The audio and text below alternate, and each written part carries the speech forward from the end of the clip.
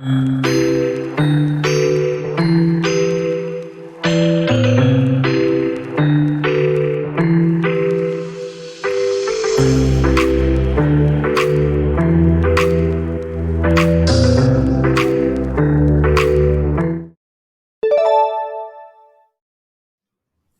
Johnson here with 10 tricks to getting started in Gimkit's creative mode. Anytime I pull up a map, whether I'm building it from scratch or I'm adding my final touches, when I get into the creative mode, I like to adjust the editing options. Those can be found by clicking the options, the gear icon down at the bottom left, and then selecting the second one down from the top, editing options. It's going to give you lots of useful tools when it comes to designing your map. The first one at the top, camera zoom, is usually going to default to 1, which is nice for kind of giving you a perspective of what it's going to look like for a player. I personally like to adjust this, editing options, to all the way out. When I'm building the map, I just find it easier if I can have kind of a broader view. It helps for just designing and putting stuff in the right place. Another one I like to adjust is player speed. It's going to be default to 1. Just to clarify, because some people get confused, they think maybe they're adjusting how fast the players will move in the game itself. This does specify it's just edit mode. So I like to turn this up to 3, and then it makes it a lot easier to travel across the map and check out all the different areas and make sure everything looks like it's supposed to. Going back into editing options, show grid, I think, is another valuable one. When it is turned on, you do have the grid or the squares. I do like to have this on when I'm initially setting up the map. I think it could be helpful for sizing purposes. So, for example, if I know the gym is 30 squares long, and maybe I want to make the library the same length, it's helpful to have that grid turned on just to count kind of the size of the room. It could be helpful too for placing stuff. So, for example, if I wanted the scoreboard here in the middle, I can count out the squares and find exactly where the middle of that room would be. So you can toggle it on and off, but I do think it makes sense early on when you're building your map to keep it on. Last one worth pointing out, obviously there's some more stuff, but I think something worth mentioning is player collision. It's going to default to on. If you do choose to turn it off, you'll notice your character is flashing to show they're invisible or invincible, whatever you want to call it. And notice they can move through props and walls and stuff like that. You would think maybe that you want to keep that player collision off, but I'd actually recommend turning it on, or leaving it on, I should say, especially if you're new to Gimkit Creative mode. I'm going to talk about this later for one of my other tips, but it's helpful to have it on because as you move around the map, you might realize that you made some mistakes and there's areas that a player can't move through and you thought they could. So I would actually recommend leaving collision on, at least in the early stages of making your map. And then later, when you're towards the end and you want to kind of get across the map quickly, it might make sense to turn it off. So we adjusted our editing options. And then my second tip is going to be to adjust your map options. So once again, we're going to go back down to the gear icon at the bottom left, select map options at the top. And you'll see there's a lot of stuff that you can adjust about your game. Stuff like how to set up teams, what the scoreboard will look like. I'm going to ignore that for now, only because the purpose of this video is just kind of an introduction to creating your map. You could check out my other tutorial videos to kind of get an idea of how to set up a specific type of theme, like Capture the Flag or Battle Royale, for example. So we're going to look at featured for now. The important things to point out is you can adjust the music track so that deciding what kind of music plays when the game is starting. There is the game clock option if you know right now when you're starting a map, if you want the game to last 8 minutes, you can go and set that there. The really important thing, though, I wanted to point out here in the map options is something called background terrain. It's always going to default to grass, but if you have a certain theme for your map, so for example, I've had students in the past who wanted to do like a beach theme or an island theme. They never adjusted this, and they ended up having to spend so much time adding sand terrain to their map when they could have just from the beginning gone to here under background terrain and found sand. And what that does is it adjusts all the default terrain now to sand, and it could save you a whole lot of time if you know that you want a specific theme for your map. I know that I've done an Among Us inspired one. So it made sense for the background terrain to be space with the moving option. So then you kind of get some moving stars in the background.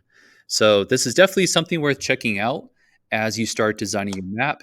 If you know that you want a theme, it might help save you a lot of time if you adjust the background terrain in the beginning. My tip number 3 is to pay attention to the terrain tool as you use it. If you're new to Gimkit Creative, you might be wondering what is the terrain tool, and that's essentially the tool that allows you to add floor and wall to your map.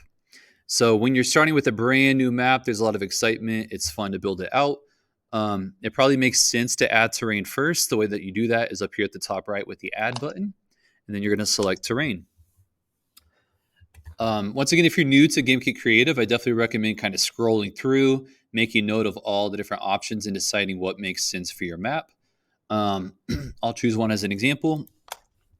So let's say I want to add some stone flooring. What's really important to pay attention to, and this is what the tip was saying, is do you want to set it down as a floor or a wall? If you set it down as a floor, then the players will be able to walk over it. Another helpful tip is the brush size here can be adjusted to 4, so it can make placing down the floor a lot quicker.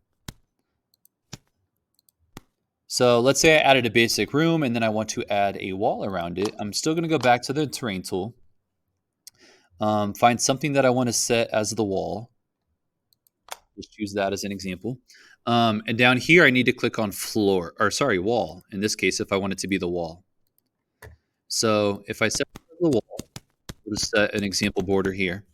My player can walk across the floor, but they can't walk through the wall, which makes sense. And it seems pretty easy, right? But what happens is somebody says, okay, I want to go back and add another room. Let's use some castle tile. And they go back and they want to add a room right next to this. And they lay some out, and then they continue to move around the map. And they're like, but wait, why can't I walk on the floor now? Because what happened is you accidentally set that down as it was a wall. It was still selected on wall. It happens a lot to newbies. It still happens to me when I'm creating a map. It's really easy to forget to toggle back and forth between floor and wall. So definitely pay attention as you're setting this up. Just remember, floor can be walked on, wall cannot.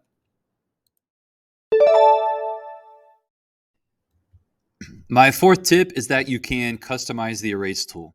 So let's say that we accidentally added this as a wall. We intended for it to be a floor. Well, now we need to erase it. The eraser can be found up at the top left. And when I say you can customize the eraser, it defaults to everything. And so I can kind of go one by one and delete all these floor tiles. But it could be faster to select terrain because that's the kind of mistake that I need to fix. And then I can adjust it to a bigger brush size. And by customizing the erase tool, it can just make this process a little faster anytime that you're fixing a mistake. My 5th tip is to create a list of the props that you want. So once you have the floors and walls kind of set up, you might want to add some props to add some character to your map. You're going to click the add button up here at the top right, and this time you click on props. If you're new to Gimkit Creative, it is amazing to scroll through here and look at all the different props that they make available. And they continue to add more throughout the year. So it's always worth checking again. There's a search feature at the top. So you are able to search for stuff. But what's tricky is you have to know the name of what you're looking for. And sometimes it might not have the name that you expect. For example, if I wanted to add like a water bottle, I don't see it pop up, but I know I saw it in a list of props somewhere. Well, it turns out it's because it's called a hydration drink. So it might not have the name that you expect. So what I would recommend is get a sheet of paper. And as you scroll through here and find something that you know you want to add to your map, just write it down on that sheet of paper and until you reach all the way at the end, and then you have a list, and then it makes it easier to search for stuff, and it will save you a lot of time when you're creating your map.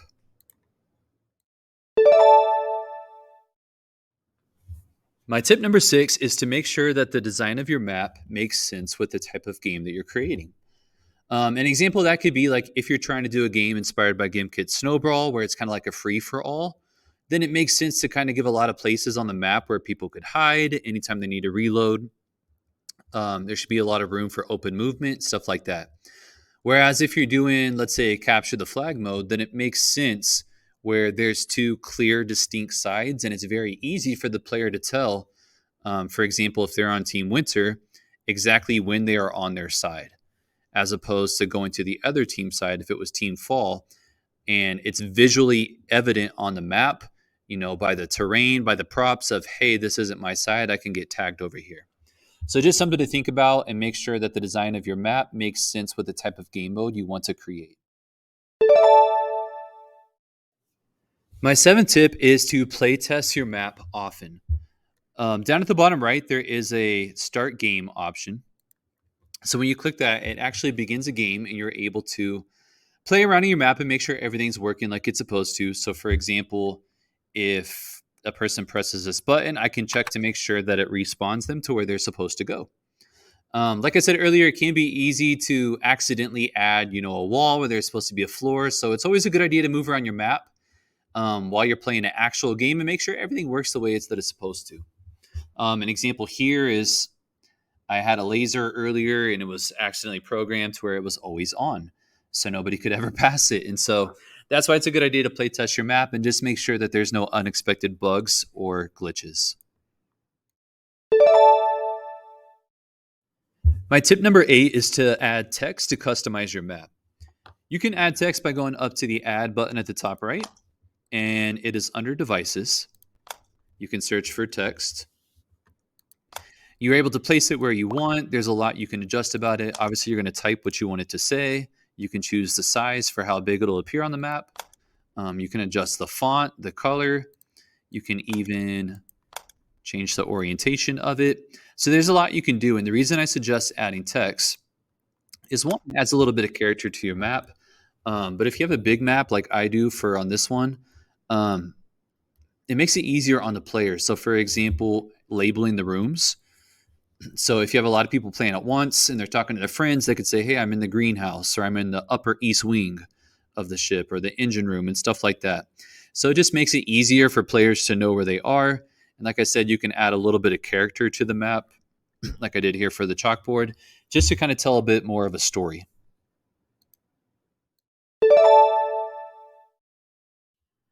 My tip number 9 has to do with the layers tool, and I'll give you an example of how it can be helpful. Let's say I'm trying to add some text to my map because Mr. Johnson suggested it. So I got a sign that I made out of props, and I want to add some text to it that says free food. So I added some text, and now I go to move it and put it in front of the sign, and I can't see it. So I'm like, well, what happened? Why isn't it going in front of the sign? The problem is the game right now thinks it is behind the sign. And that's where the layers tool comes in handy. You can find it up at the top left near the eraser. So what I need to do is I need to find where that text is. Right now, it's under the below layer. So what I can do is I can move it up, and I need to make sure that it's above the, I need to make sure that it's above the sign, which is right here. Now that the text is above the wooden sign, I can go back and move it, and it's in the right spot. So if you add an item to your map and it's not showing up, there's a good chance that you need to kind of play around in the layers tool to adjust it so that one item is in front of the other. My last trick for Gimkit Creative is to use the shortcuts. So let me give you an example. Let's say we wanted to move this tree to the other side of the map. What I see a lot of students do is they click on it, they hit the change size, and then they use that to drag it to where they want. You could save yourself a lot of clicks, and what you do is you just hover your cursor over it, you press the M on your keyboard, and that is the shortcut for move, and that will save you a lot of time when it comes to moving an object. What can save you even probably more time is using the copy feature. So let's say I wanted to add a bunch more pink trees here. What I see some students do is they go to props and they keep searching for the same object over and over, and it takes so long to find it and place it where you want it. Whereas if you use the copy shortcut, you just put your mouse over the item you want to copy, you press C on your keyboard, and if you know you're going to add like a bunch of trees, for example, to your map, that's a really quick, easy way to add them without having to go through the props tool every single time. Thank y'all for listening. I hope you got some useful tricks, and I really look forward to seeing what you create. Goodbye.